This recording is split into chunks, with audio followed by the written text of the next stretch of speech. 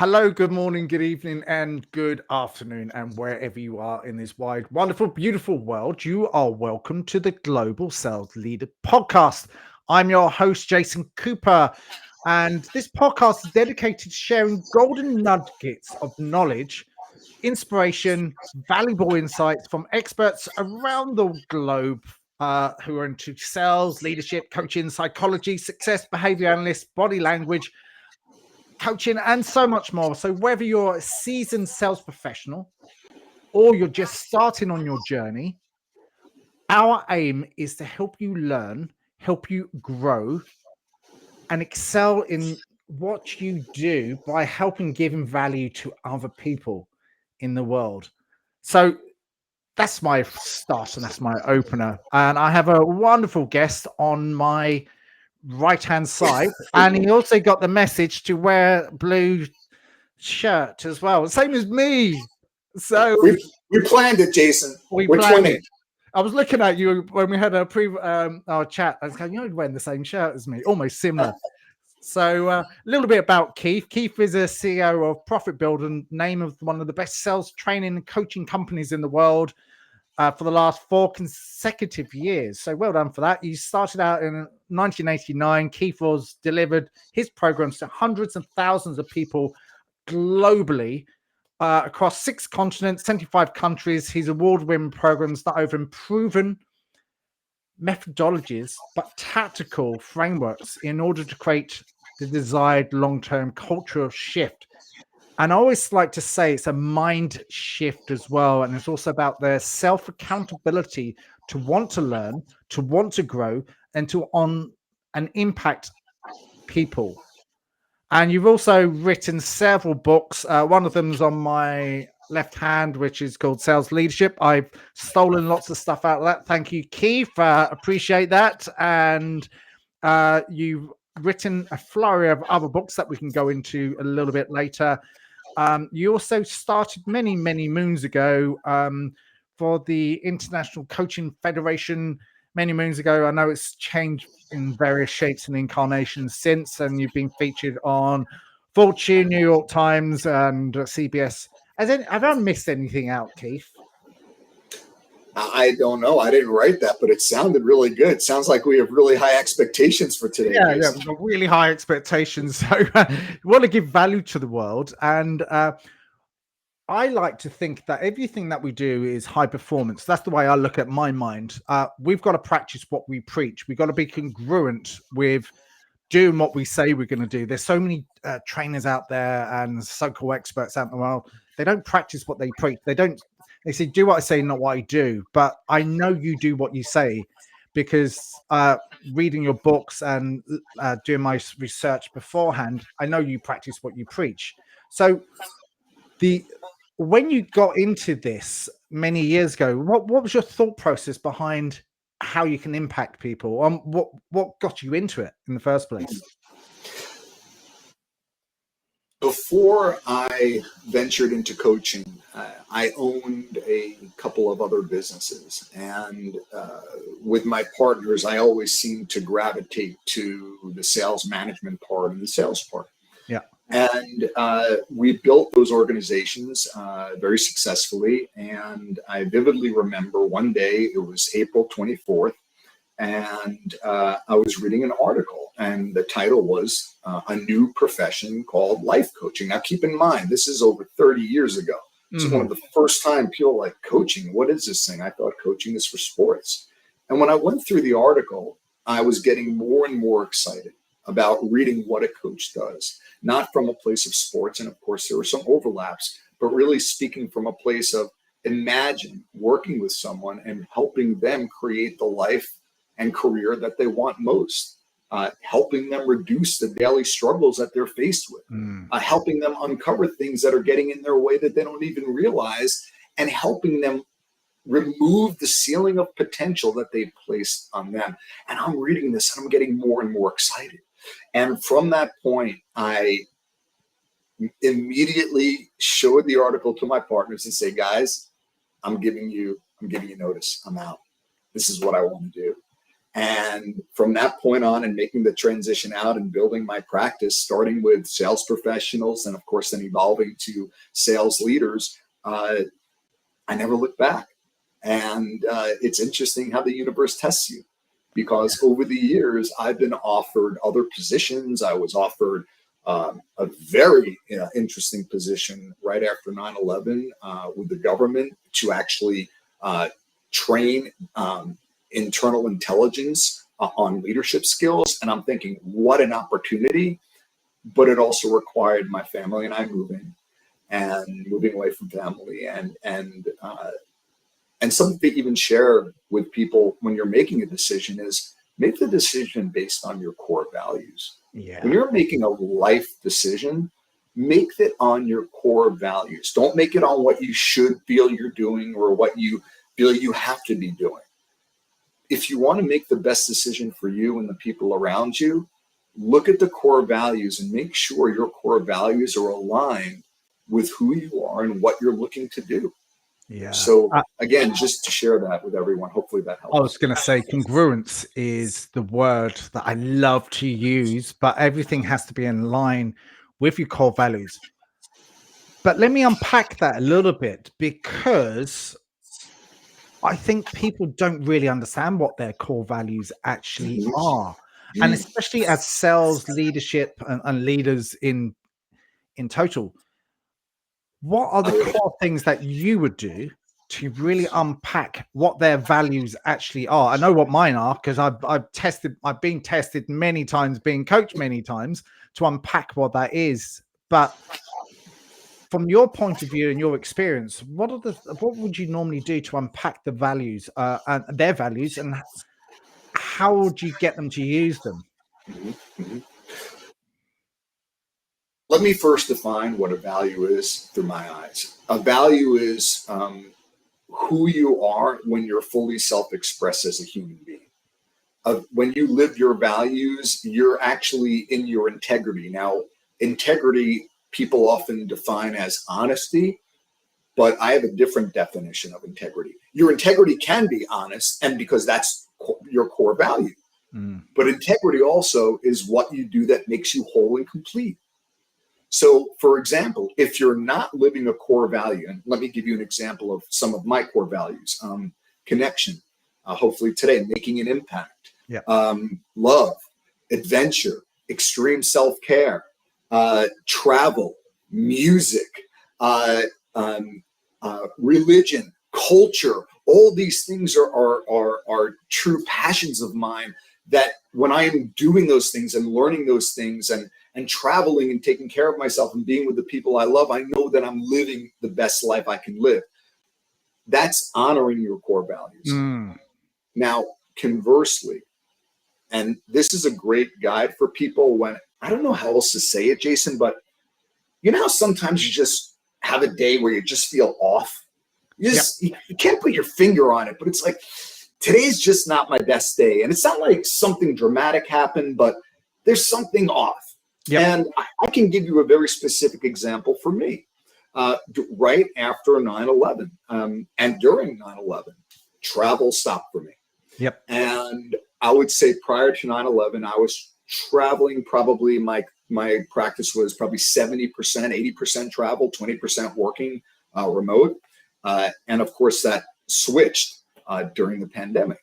And when this switched and I wasn't traveling to all these incredible countries and meeting these incredible people, I felt off for some reason and I couldn't put my finger on it. And then I realized I'm not honoring my core value of adventure, of travel, of connecting with people globally. Now, of course, that was a conditional thing that was out of my control.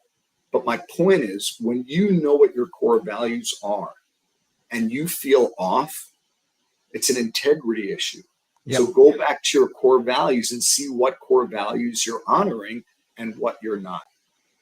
Now, Jason, if I can take this now and bring it into the realm of how leaders can leverage this. I always coach and implore leaders that when you are, and this is something I always do with new clients, before I even work with them, I ask for their personal vision Yep. I ask for their core values and their goals. Now, most coaches will say, just send me your goals. But what if the person is setting what I call a should-based goal, which is, gee, I think this is something I should do, versus a value-based goal? If you're focused on the wrong goal, you're going to continue to feel resistance on the other side. When you're focused on the right goal, it's going to pull you towards that vision and that end result you're looking to achieve. So with managers, I share with them, listen, here's a great exercise to do with your people. Help them uncover their core values, coach them on what values are, why they're important. And once you're able to see what their vision is and be able to recognize their core values, you can actually leverage that in coaching as a positive way. So when, let's say, for example, I'm a manager and you're one of my salespeople and you come to me and you know, you're sharing a challenge or a frustration, something's going on that you're looking for some coaching on. My first question is going to be, what values aren't you honoring? Geez, Keith, that's a really good question. What value aren't I? You know what? I think I've been focusing too much on me and not enough on the prospect. And my whole point is wanting to give value, not about what I can get. And I think part of this is just the pressure we've all been feeling and having to produce and focusing on the results that, you know what, I think I drifted away from that value. And I'm glad we're having this conversation because it's putting it back in front of my line of vision of what I have to focus on. So talking about pressure, and I know we've been dealing with values within lots of larger organizations, and I know you've worked in a lot of them, is coaching under pressure, because it almost feels like a part of your brain falls out your head. And excuse the terminologies, it's coaching under pressure things. You got so many back-to-back meetings and you forget everything, and a lot of huge amounts of cortisol, which is flooding through our brains. I don't think the coaching is that great when it's like that. So teaching people to coach well under pressure is a skill in itself. And we did talk about values, we did talk about the impact, but I think part of that is the value that you want to give. Well, same as yours and mine, we want to give impact, impact, impact. But I know there's other things that are flying off in people's, the leaders' heads, which don't allow them to be in the present moment. What sort of things could you suggest to help people be more present in what they do and that impact without actually flying off? Oh, I've got another meeting in 3 minutes, or they're thinking about the previous meeting and so on and so forth. I just think it's really important to give value forward. Yes, there's a lot there. So There is, yeah. please ping me about that being present, because that's going to be quintessential in this conversation. And I ask people, are you working from home or are you living at work? And it takes them a second. I like that. I'm like, oh, I get it, Keith. Okay. Am I able to set boundaries and create a quality of life and be able to balance my personal responsibilities with my work responsibilities while maintaining my quality of life? You know, that's one of the biggest challenges that people are faced with today.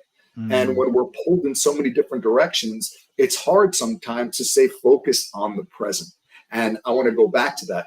Here's the big challenge, though, is if we think about all the things that are pulling at us, all these different tensions, whether it's personal life, career, clients, you know, hitting our numbers, hiring, you know, headcount, all the things that managers and salespeople are, you know, get stressed about. You mentioned about coaching under pressure. Now, to me, I interpret that a couple of different ways. The one way I interpret it is, here's a salesperson, and they're at the end of the finish line. They're ready to cross the finish line, right, to close that deal. And all of a sudden, they hear from procurement. And procurement says, well, listen, we're looking for 2 more discount points. And the salesperson freaks out. And what do? They go to their manager. Mr. and Mrs. Manager, what do I do? The customer, I'm at the end of the sale. They're supposed to sign the contract today. They're asking for 2 more discount points. What am I supposed to do? Well, sales 101. If you're running into objections at the end of a conversation or at the end of your sales process, you miss the conversation or questions in the beginning to better qualify and assess if they're a fit or not. Yeah. So back to this all bleeds into what manifests this pressure. So now here we are. Here's a fan, and it's about to hit the fan. Okay. Yep. So when you're at this situation, the coaching is over. There's no more coaching at that point. It's firefighting. It's putting out the fire. It's the manager jumping in and having to play Superman and save the day.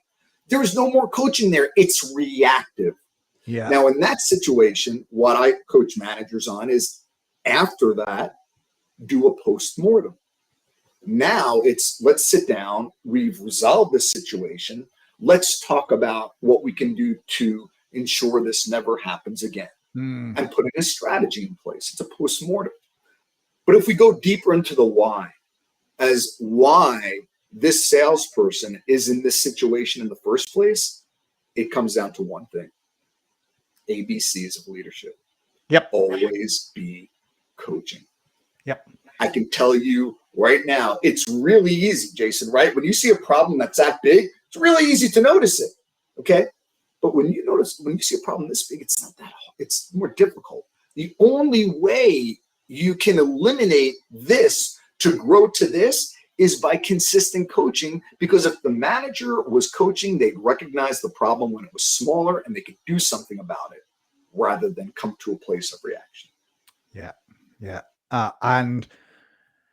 We spoke about, and rewinding a little bit, and we spoke about presence, and you wanted me to remind you about that because I've written it down, as well as a couple of other things onto that point, and something I wrote recently about being present, but also not thinking about the future, not thinking about the past, but really knowing yourself. I think that's one of the most foundational things that we should have as a person when we are in leadership, to understand you before you can actually help and advise and give change to other people. I would say, and building off that, it is the single most difficult thing that people tell me they try to do. There's a reason. And in every organization, we're driven by results, right? We have to drive revenue. We have to drive sales. We have to get more logos. We have to acquire and retain more customers. All these things that are responsibilities. And again, on top of those, we have more responsibilities. So again, to this quintessential tension of being pulled in a million directions, it is impossible to be present. So I will challenge everyone out there that maybe, and I'm being conservative, maybe 5% of your waking hours, you're actually fully present and engaged in the moment. Most of the time, Jason, to your point, if we look at the 3 points of time, past, present, and future, because every organization is result driven. This is a global epidemic. This is an occupational hazard, especially as salespeople when you have a target on your back. So how can you not keep focusing on the future? Absolutely. When's my next lead? When's my next meeting? And guess what? The managers reinforce this, because during a deal review, what do you think they're saying? When are you having another meeting? When are you closing this deal? How many calls did you make? These are all result-driven conversations. And the irony of it all is you don't coach the result. You coach the process, because the process is in the present. Absolutely. The result is in the future. So what I share is and this is a challenge, unless you're, a Buddhist monk living in a monastery where you have no distractions, this is life and everyone's going through something. And being present is difficult because we're always focused on what's next rather than what's now. And unfortunately, it's often experiences that we have in our life that may not be so positive that bring us back to the moment, just right there. And I shared, before my dad passed 2 years ago, that forces you more than anything to be in the present and recognize what you're grateful for and the blessings you truly have around. Like, we're both very much in line with that, because again, my dad passed. But I tell you, the fundamental thing that I learned, even visiting, and this is to add on value for anyone that's listening, something that I learned really well over the last few months, 5 months, is to appreciate the moment, enjoy being in the present more than you realize, because uncertainty in the future, we just don't know. We have to create our futures. We can't do anything about the past. The past is gone, but appreciate the moments. But the most impactful thing that we can do now is live in here and now and appreciate whatever drives us forward is the most impactful thing that we can actually do. And that's one of the biggest learnings that I can give to the listeners. And we can both, because we're both congruent on this, my favorite word again, and in line with how we can actually impact. So I think present is our present state right now. And it's like, remember the days you wished and prayed for the things that you have now. Yeah. And now you have them. Are we living in a state of gratitude, or are we saying, okay, I got this, now what's next? Yep. What's next is always going to happen. So I share a duality with people. Be mindful of the future. Those are your goals. Of course, we need to focus on our goals while being present in the moment. Yeah. So I have a really, really quick story to share that drives us home. Is there was a young man who was wanted to become the most famous martial artist. So he sought out a mentor, a sensei, and he found this master, and he went to this master and said, I want to become the most famous martial artist in the land. How long must I study? And the master said, 10 years. And the young man said, well, what if I practice day and night? And the master said, 20 years. And the young man was getting frustrated, and he replied to the master, well, what if I work harder than all of your other students? And the master responded with 30 years. Well, now the young man lost all of his patience, and he looks at the master and he says, I don't understand something. Every time I tell you I'm going to work harder to achieve my end result, you tell me it's going to take longer. Why? Well, the master smiled and he said, because when you have both eyes on your destination, you have no eyes left to find your way. Oh, I love that. Oh, I think I might borrow that at some stage, and I will remember that. That's quite thought-provoking as well. It's something that, and if I could just, to me, this is the most important thing. And even if we tie this again back to leadership and coaching, my definition of coaching, the art and language of creating new possibilities. Okay, well, let's break that down. Art and language, creation, past, present, future. When does creation happen? In the moment. Where do possibilities live? In the moment. Where does your agenda and expectation live? In the future. When you're focused on the future, you're no longer in the present. You know what else you can't be doing? You can't be listening. Yeah. You can't be engaged with that person. You can't be connected with them because you're already thinking about what's next rather than being engaged on what's now.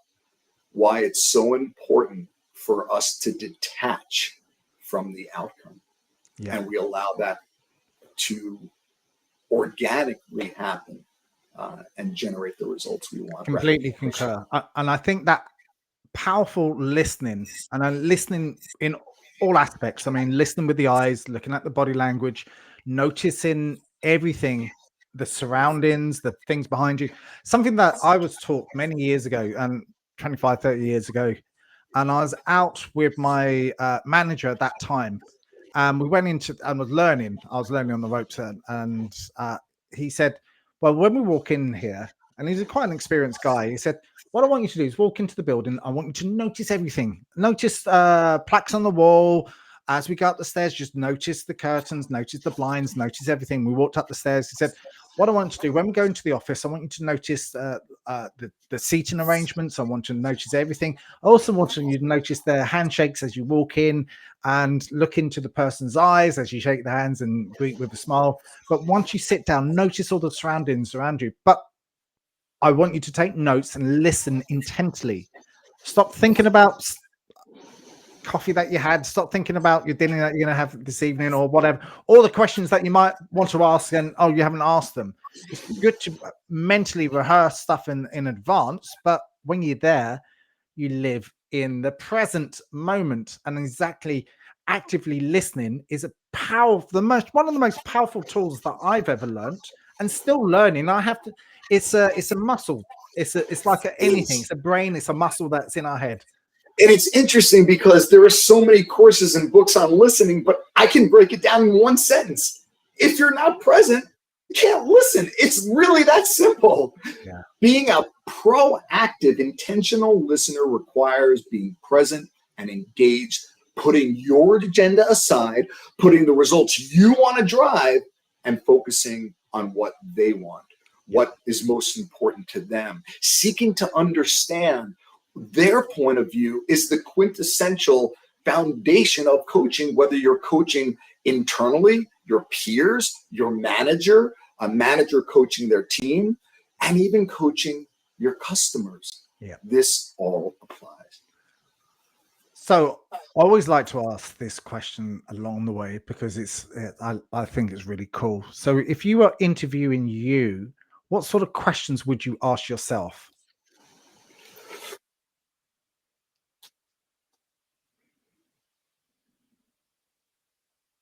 What's the secret of life? Okay. So what's the secret of life then? Enjoying the passage of time. Could you elaborate further? No. I'm kidding. All right. Okay. Well, if we're enjoying the passage of time, another way of saying that is to be fully present and engaged. Unfortunately, and again, not to be morbid, but there have been many times when people in hospices have been interviewed, and the interviewer would ask, if you could change anything in your life, what would it be? And they would say things like, oh, I wish I spent more time with my friends and family. I wish I traveled more. I wish I connected more. I wish I took better care of myself. I wish I spent more time doing the things that bring me joy. No one ever says, I wish I spent another day at the office. No one ever says that. Yeah. Yeah. And I want to build on something, Jason, that you said, which is so critical today, especially in our hybrid world, about recognizing not just the conversation, but recognizing the atmosphere of what's around you. What great coaching, by the way, you got from that manager.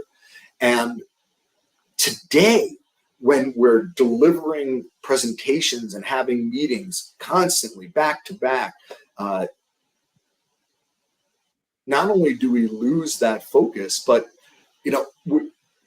we don't realize that we never had this level of visibility into people's homes that we have now. So to your point, walking in the office, shaking someone's hand, looking to see what prints are on the wall or art. Well, now doesn't that still apply to when we're having a conversation? After all, I could talk to you. Hey, I see you have a bunch of books that back there. I don't see mine. Where's my other book? I found this. So we can have a conversation about that. Or one of the things that you had mentioned, Keith, I see your guitar back there. Yeah.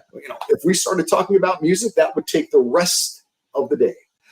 Point is, that's how you foster personal connections.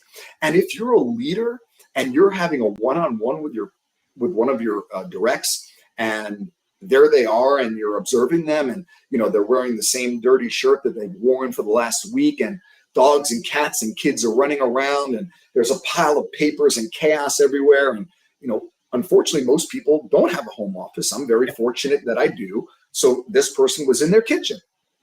Are you going to tell me as a human being and as a manager, you're not going to address those things? Are you just going to say, okay, glad we had this deal review, talk to you next week? What an opportunity missed to support people, not just around their career, but what managers are doing today more than ever is supporting people around their life. Yeah. And no one has trained leaders how to do this. That's why if you're still having the same conversations and you're still selling the way you did pre-pandemic, you're already set up for failure. Yeah. And the conversations, if I could just drive this one point home, Jason, that I'm referring to give some context to the leaders out there, are things like, hey, I just want to have a conversation around not work, but I want to make sure that I'm supporting you so that you can thrive at work and still create that healthy balance at life. So are you open to having this conversation? First thing you need to do in any conversation, set positive intent. Yep. Must do that. Otherwise, when intentions aren't clear, people default to fear. So here I am, I set positive intent. Now, what is that conversation going to sound like? Well, as a coach, I'm going to lead with questions such as, so walk me through what's working for you now that you're working at home. Mm-hmm. What do you miss working in the office? How are you taking care of yourself every day? How do you balance your personal responsibilities with your responsibilities at work? How do you set boundaries with the people that you're living with, your family? Are you turning off work at the end of the day so you can be present and engaged with people around you? And the good thing about what you've said and suggested, you're observing, but you're also checking in with them to make sure that they're okay. But you're also building rapport and trust and that connection and that famous word, which is psychological safety now, which is good as well.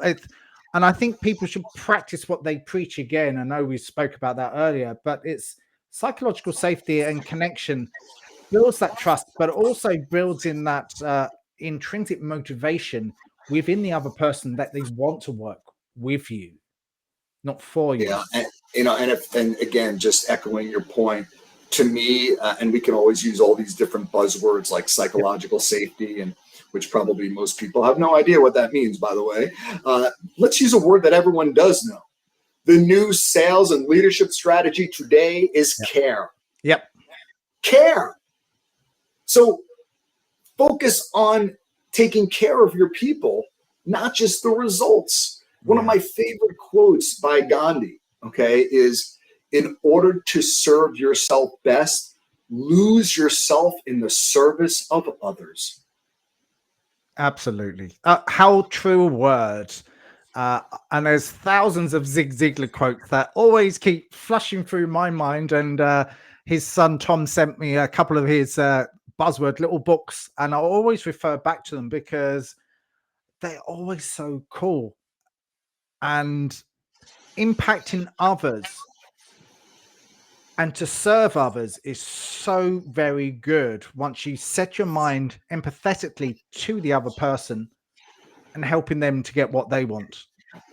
If we could just make a fundamental shift in business, regardless of the position you're in, sales leader, sales manager, if we could just shift away from not making it about us and seeking to serve others, that will impact every area of your business, from your culture to the results, to your sales, to the retention, because your customers are getting from you what they're not getting from others. Absolutely. I love that. That's really good. Could you share, as we're coming towards closely to the end of the podcast today, do you have any golden nuggets that you can give forward to the audience that listen right now? I know you've given loads already, but I always like to ask that at the end of the podcast. I'd like to share two nuggets. How's that? Yeah, good. Awesome. The first nugget's going to be strategic for all of our leaders out there. And if any leader believes that they don't have time to coach, they don't know what coaching is. Because coaching is not something you do to people. It's not something you say, I'm putting my coaching hat on. It's who you are, it's how you show up, and it's how you communicate. Because in the most simplistic form, coaching and leadership is a mindset and a language. Just like you're learning Spanish or French or Italian or Urdu or any language, okay? Coaching is a language, and it's the language of leadership. So I want to share a 30-second coaching strategy. Excellent. So that no one can tell me coaching takes too long. And this is exactly why I created it. So here we go. Manager, let's paint the scenario. You have one of your direct reports coming to you, and they're saying, Mr. and Mrs. Manager, I could really use your help. Here's the situation. What do I do? There is your defining moment, Mr. or Mrs. Manager. Are you going this way and become the quintessential chief problem solver, giving the answers out and giving the answers out to your entire team, making them dependent, and you can't scale dependency, nor are you building a future bench of leaders, or are you leading with questions? And if you have time to give an answer, you have time to ask a question. So here's the $1 million question. Mr. or Mrs. Salesperson, I appreciate you coming to me, and of course, I'm happy to share my opinion with you. However, you're a lot closer to this than I am, and I trust you and I trust your judgment. So what's your opinion on how to resolve this or handle this or move forward or achieve the results? Now, I'm from New York. I have a tendency to talk fast, and I slowed down, and I used to call it the 60-second strategy. Now it's the 30-second strategy. One question. Think about what we've done. Hey, I will give you my opinion. I'll share my opinion. Great, because that's what they want. However, you're a lot closer to them, acknowledging their role in the scenario, and I trust you and I trust your judgment. What do you think that's going to do? It's going to build their confidence and trust in your relationship. So what's your opinion on how to move forward? Mm-hmm. The word opinion is critical. I did not ask what's your solution, what's your strategy, what's your answer, because they can be right or wrong. An opinion is never right or wrong. It's just an opinion. So when you ask someone for their opinion, they can say, I don't know. You don't know your opinion. So you'll always get an answer. So there's my strategy for every leader and salesperson to start using today. To wrap it up with a final thought, Jason, and given the conversation we've had, and really, if we were to put an umbrella around this, we've really focused a lot on culture and mindset and skill set, and also the importance of being present and really uncovering what your core values are. So in that same breath, people create the mindset. Mindset shapes behavior. Behavior defines culture, and culture determines success. That's why the primary objective for salespeople, for managers, for every organization is to make your people more valuable every day. So the question managers ask and salespeople ask when they wake up in the morning is, what do I need to do to hit my business objectives today? That's the wrong question, and it puts you in the wrong mindset. Yeah, it does. The right question, what do I need to do to make my people more valuable today than they were yesterday? Awesome stuff. Love it. So always a little plug for you at the end. How can people find more about you? Well, I would suggest everyone, first of all, go to my website, keithrosen.com. Just relaunched it. Tons of free courses. I have new free ebooks. I have my new ebook, The 7 Types of Coaching Questions. For any leader that's struggling with what questions to ask in what scenario, I've given you a cheat sheet for it. So go on my website, make sure you download that for free. And of course, I'm always putting out new content. Let's make sure we're connected on LinkedIn and Twitter. And of course, if you have any questions, to me, the best coaches take people to where they've been. You know, it's hard to take someone where you haven't been before. And just to wrap up this point, I just want to share, first of all, Jason, thank you very much. I appreciate it.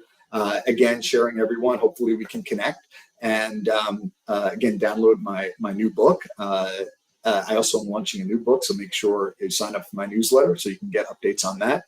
And Jason, I turn it back to you. Truly want to thank you for the opportunity to work with you and deliver value to your audience. And hopefully we did what your core value and my core value is, which is to make an impact. Thank you so much. I always appreciate people like yourself giving a really good balanced point of view. So as I said in the start, I want to create that ripple effect forward and help people to learn, grow, and impact on what they do, and exactly what we've done today. So I thank you again for that. Oh, my pleasure. Absolutely. Thank you, Jason.